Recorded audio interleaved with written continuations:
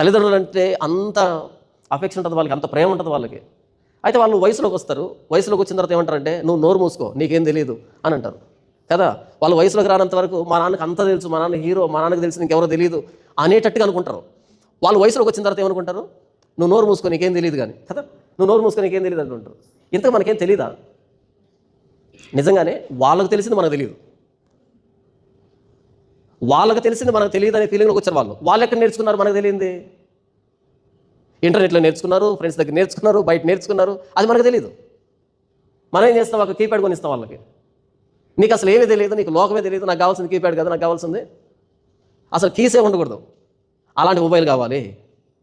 ఇప్పుడు దాన్ని వద్దు అన్నాం అనుకో, మనం ఏమైపోతాం, మొరటోళ్ళం అయిపోతాం, వెనకబడిన వాళ్ళం అయిపోతాం, ఏమీ తెలియదు మనకి, లోకం అర్థం కావట్లేదు. మనం ఎందుకు కీప్యాడ్ తీయిస్తాం? తర్వాత వాడు ఏమవుతాడో తెలుసు కాబట్టి. అంతవరకు మనమే గొప్ప వాళ్ళగా ఉన్నటువంటి మన పిల్లల దృష్టికి ఎప్పుడైతే వాళ్ళు బయట తిరగడం ప్రారంభించారో, బయట స్నేహాలు ప్రారంభమయ్యాయో, అప్పటి నుంచి మన మాట నచ్చదు, మనం చేసిన నచ్చదు, మన గురించి బట్టలు నచ్చవు, మనం చెప్పేటువంటి మంచి మాటలు నచ్చవు, ఏమీ నచ్చకుండా పోతాయి. నాకు తెలిసి మీ అందరికీ బాగా అనుభవం, ఎందుకంటే మీరు ఇక్కడ విదేశాల్లో ఉంటారు కదా. మీరు ఇంటికి వచ్చేది 4 గంటలకి 5 గంటలకు ఒకసారి వస్తారు కదా. ఇంటికి వచ్చే మొదటి రోజు 2 రోజు ముద్దులు పెట్టుకుంటారు పిల్లలతోటి. ఇక 3వ రోజు నుంచి మరి అదేంటి ఇదేంటి అనగానే వాళ్ళు కూడా తిరగబడి నీకు తెలియదు రోజు మూసుకు. ఎందుకంటే మనం ఎక్స్పెక్ట్ చేసింది వేరు. నేను అక్కడికి వెళ్ళి కష్టపడి సంపాదించి నా బిడ్డల్ని పెద్దోళ్ళు చేయాలనుకుంటాం. తిరిగి అక్కడికి వెళ్ళేటప్పటికి మీరు కోరుకున్నటువంటి క్వాలిటీస్ ఏమీ ఉండవు, అక్కడ క్వైట్ ఆపోజిట్లో ఉంటాయి. ఇక యుద్ధ వాతావరణం ఉంటుంది. కొంతమంది బాగా వెక్స్ అయిపోయి విసిగెత్తిపోయి, నువ్వు పెద్దడు అయిపోయావరా, నీకు బాగా తెలివి వచ్చింది, ఎంత తెలివి ఉన్నట్టు నేను మాట్లాడలేను, ఇక నీ బ్రతుకు నువ్వు బ్రతుకు, నేను కట్టించిన ఇంట్లో ఉండక్కర్లేదు, బయటికి వెళ్ళిపో, అంతే కదా, నువ్వు పెద్దోడు అయిపోయావు, ఇంకక్కర్లేదు, నీ పని నువ్వు చేసుకో, నీ బతుకు నువ్వు చూసుకో అనే దగ్గరికి వస్తావా? వాడెప్పుడు పెద్దోడు అయ్యాడు, మనం కదా పెద్ద.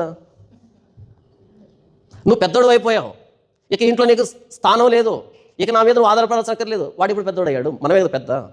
ఏంటది?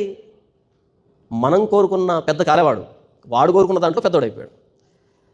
నువ్వు చాలా తెలివైనవాడు, మాటలు నేర్చావు, నేను నీతో మాట్లాడలేను ఆయన అన్న రోజులు ఉన్నాయా?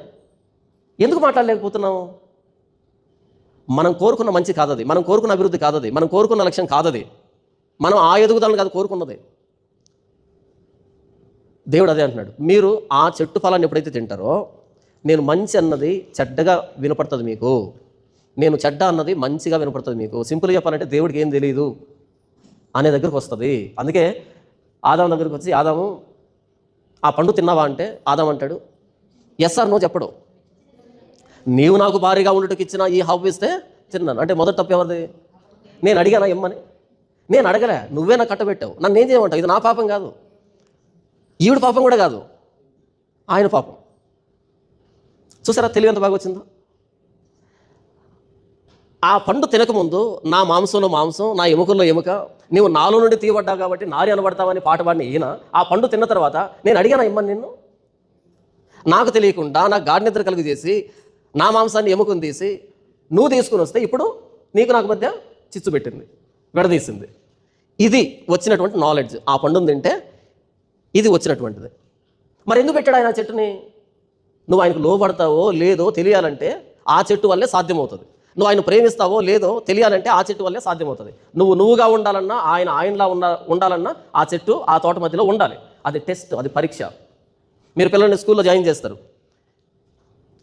ఆ స్కూల్లో కనుక అమ్మ మా స్కూల్లో ప్రత్యేకత ఏంటంటే సంవత్సరానికి కనీసం ఒక్క స్లిప్ టెస్ట్ కూడా జరగదు, అసలు పరీక్ష అనేది ఉండదు అని అన్నారనుకోండి. పరీక్ష లేకుండా టాపర్ అనే సర్టిఫికేట్ ఇస్తాం మీ బిడ్డకి అంటే మీరు అక్కడ చేరుస్తారా? లేకపోతే మా స్కూల్లో ప్రతి 2 రోజులకు ఒకసారి టెస్ట్ ఉంటుంది, ప్రతి వారానికి గ్రాండ్ టెస్ట్ ఉంటుంది, మీకు ప్రతి వారం ప్రోగ్రెస్ కార్డు ఇంటికి వస్తుంది అని చెప్పారు, అక్కడ చేరుస్తారా? టెస్ట్ ఉన్న దగ్గర వేస్తారు. టెస్ట్ ఉంటే పిల్లాడు ఏం చేయాలి? సాయంకాలం ఇంటికి రాగానే బ్యాగ్ పడేసి బ్యాట్ తీసుకొని గ్రౌండ్కి వెళ్ళిపోవాలన్నా? రాగానే ఫ్రెష్ అప్ అయ్యి ఏదో స్నాక్స్ తినేసి మరలా బుక్ తీసుకొని కూర్చో, లేకపోతే ట్యూషన్కి వెళ్ళాలి. అంటే మన బిడ్డ ఆడుకోవద్దా? వాడికి వీడియో గేమ్ కానీ, లేకపోతే టీవీ కానీ, మొబైల్ కానీ, క్రికెట్ కానీ, ఈ సుఖం వద్దా? ఈ ఆనందం వద్దా? అంత కసాయి తల్లిదండ్రులు మనం అంత కసాయిగా ప్రవర్తిస్తున్నామా? మీకు అర్థమవుతుందా? టెస్ట్ అనేది ఆ వ్యక్తిని ప్రయోజకునిగా మారుస్తుంది, పరీక్ష అనేది ప్రయోజకునిగా మారుస్తుంది. ఆ చెట్టు పరీక్ష ఏ పరీక్ష అంటే, నేల వంటితో నీవు నన్ను నిర్మించావు ప్రభువా, జీవవాయువును ఉదావు, నీవు ప్రసాదించినటువంటి ఉనికిని ఈ ఆహారం అంతా నీవిచ్చింది, ఈ సృష్టి నీవిచ్చినటువంటి బహుమానమే. ఈ సృష్టిలో నీ ప్రతినిధిగా ఉండడం అన్నది నీవిచ్చినటువంటి అర్హతే. నేను ఎప్పటికీ నీ మాటను జవదాటను, అవిధేయుని కాను, నీవంటే నాకు ప్రేమ అని చెప్పేది ఈ చెట్టు ద్వారానే సాధ్యమవుతుంది. ఆ చెట్టును వాడినప్పుడు, ఆ ఫలాన్ని తిన్నప్పుడు ఏం జరుగుతుందంటే దేవుడి మీద తిరుగుబాటు చేయడం. ఇక నీవు నాకు అక్కర్లేదు, నీతో నాకు సంబంధం లేదు, నీవు నాకు మంచి చెడ్డలు చెప్పాల్సిన అక్కర్లేదు, నా మంచి ఏంటో నేను నిర్ణయించుకోగలను, నా చెడ్డ ఏంటో నేను నిర్ణయించుకోగలను